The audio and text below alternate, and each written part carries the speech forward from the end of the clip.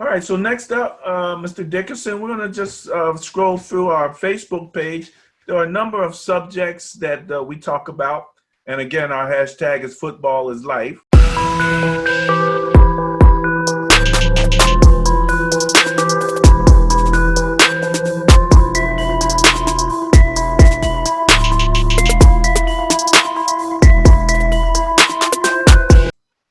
So here we have Mr. Lee Steinberg talking about what the 2020 NFL season could look like in this pandemic.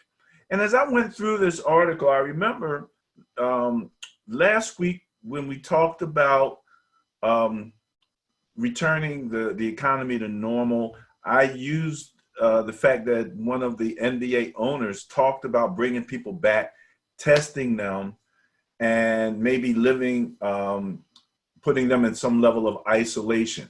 Oh, by the way, on my Facebook page, I did post this. I did some research, and the people in the media are using the word isolation and quarantine interchangeably, but they actually mean different things. Yes, I agree. So I'll just mention it. Quarantine is for people who are not infected. They're the healthy people who are told to stay in, to quarantine themselves to avoid getting sick. Isolation is for those people who are already, infected. They're the ones you have to put in isolation.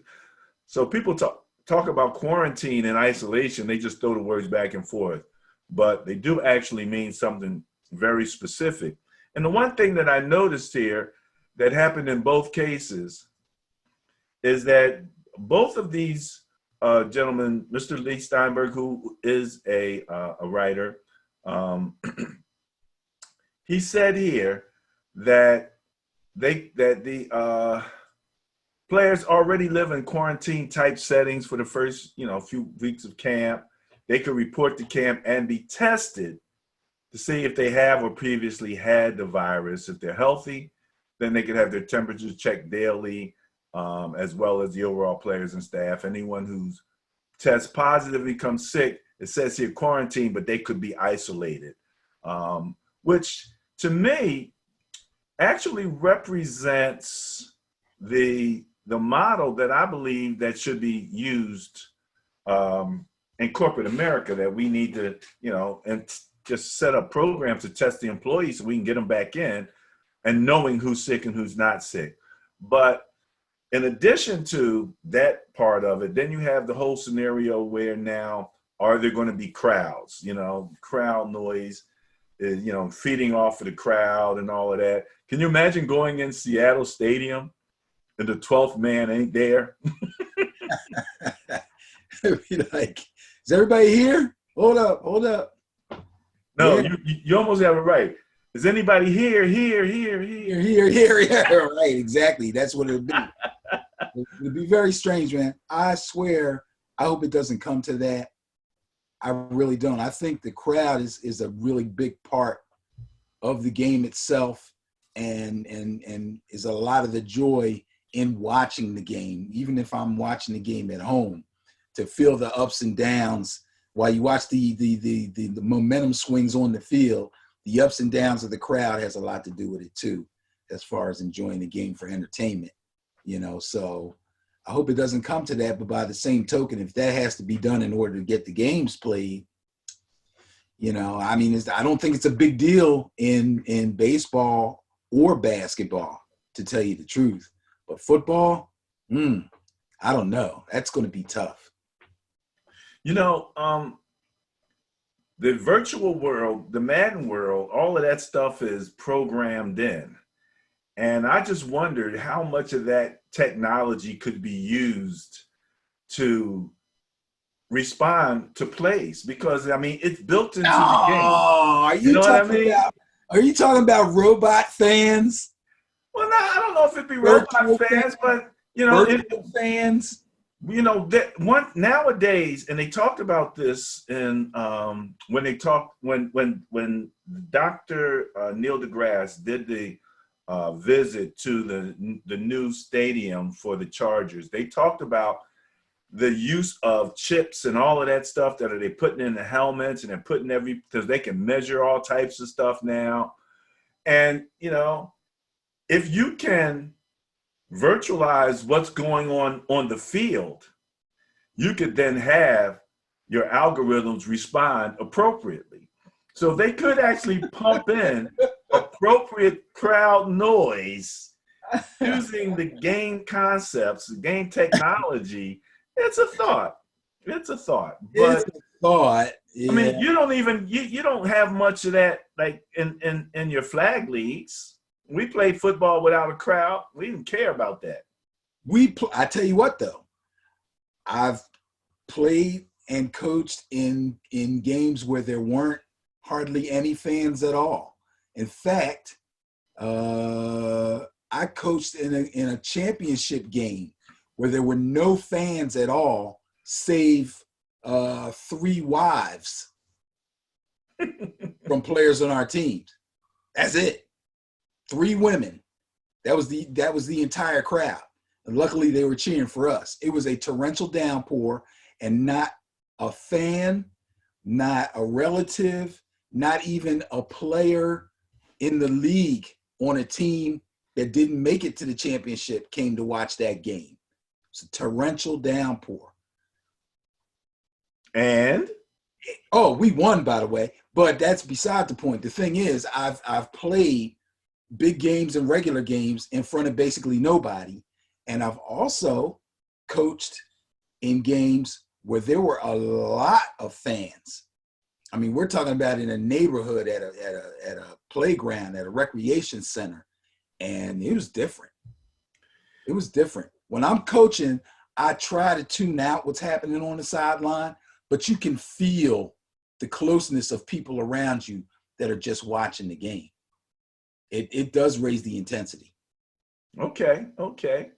I know one other game where you didn't have anyone at the game.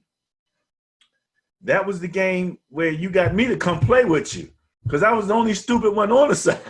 Right. That was when we were that was the phone company league, right? Yeah. Yeah, we went straight from work. Right. Fans, remember? We went straight from work on a weeknight. On a weeknight. It was just us. It was us and the other team. Yeah, that was it. That was it. And you guys had what, 7? You needed 8? Yeah. And I was the only group on the sideline. You're looking around like, who, me? Yeah, absolutely. They're talking about the loss of revenue that you would have from the fans not being there. And then also the possibility of having limited fans. And I wonder, when it comes to season ticket holders, if you only allowed season ticket holders in, about what percentage of that stadium would be filled up? I don't know that, but it's just something that I thought about. Because let's say if it was 50% of the stadium, then at least the season ticket holders could be there, be safely distanced, and you'd have some level of a crowd. 50%? I don't know. More than 50% of the stadium is bought up by season ticket holders. Maybe I'm crazy. I don't know. Well, I'll look that up. If that's the case, you could distance some. The thing is, people are season ticket holders for a reason. Usually they have pretty good seats. At least a good percentage of them do. Those season tickets, all those good seats, they're all bought up. So they're going to want to sit where they sit. I don't know that they would be willing to sacrifice sitting in the nosebleed section. You know what I mean? Because they have distance. How are you going to determine who gets the premium seats? According to this quick search that I have, 85% of ticket sales are season packages. There you go. 85%. 85. That'd be a bit much. Almost full already. Yeah. Yeah, that won't work. That won't work too much. But the revenue that's missing from that is potentially made up because they're going to be able to expand their television rights and their television audience And I believe that this could actually make the game more international than it already is. I mean, we know that they're not going to travel this year. All of their international games, London, Mexico, they're actually going to stay here and play them at the regular stadium games, at their home games, things of that nature. But we also know that there's an Association of American Football, International Association of American Football. So you have a lot of fans across the world who are playing American style football. And for them to maybe get additional access through streaming and things of that nature could bring a whole nother level of revenue and advertising revenue and things of that nature, for those, for the NFL and for the associated teams. Jacksonville, their unofficial home field is in London, right? Yeah, they've been going every year since it started over there. So, yeah, that's a trip I'm sure they won't mind missing. I think pretty much the players believe that once you've done it one time, you don't you don't necessarily want to make that flight again. But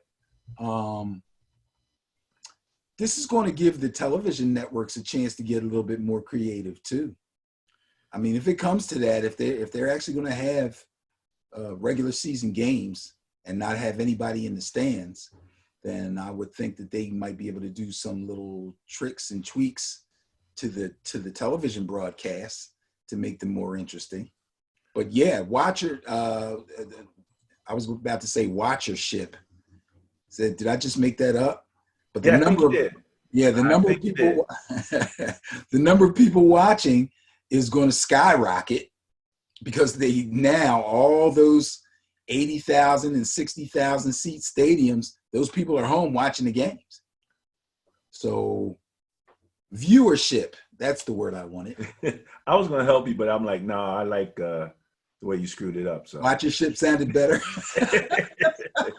You're just going to let me die with that one. Just between you and I, because the viewing audience won't know this, but we're getting paid back for the laughs that we got before the game, before the show, rather. Right. So we're catching it. Yeah, exactly. Karma is a trip. So no, definitely. And although it's going to be strange, and I've already had one person come to our page say they think it'll be boring. I don't personally think it'll be boring.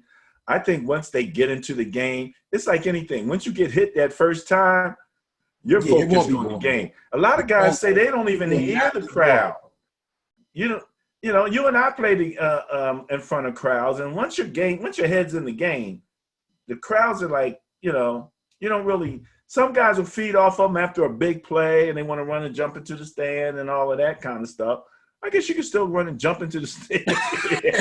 Just won't be anybody to catch you. That's all. But if you want to jump up there, that's cool. No, you know what's going to happen. If there's no fans, the game won't be boring because the talent is still there. The game plans are still there. The need for players to produce is still there.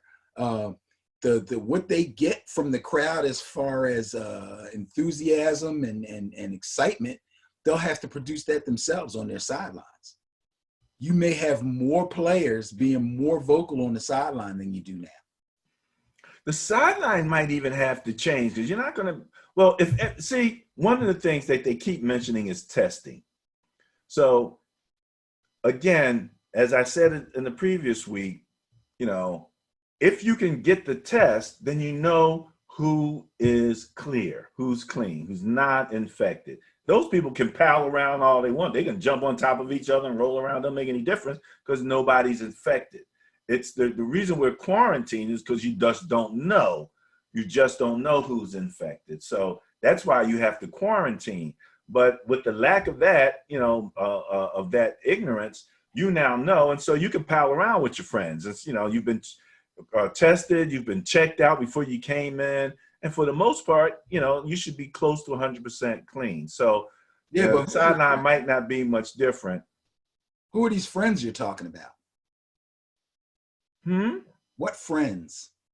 You mean your teammates? Teammates. That's okay. Yeah, that's what I'm saying. That's where all the excitement's going to have to come from. the sidelines are now going to become a lot more exciting. You're going to hear a lot more conversation.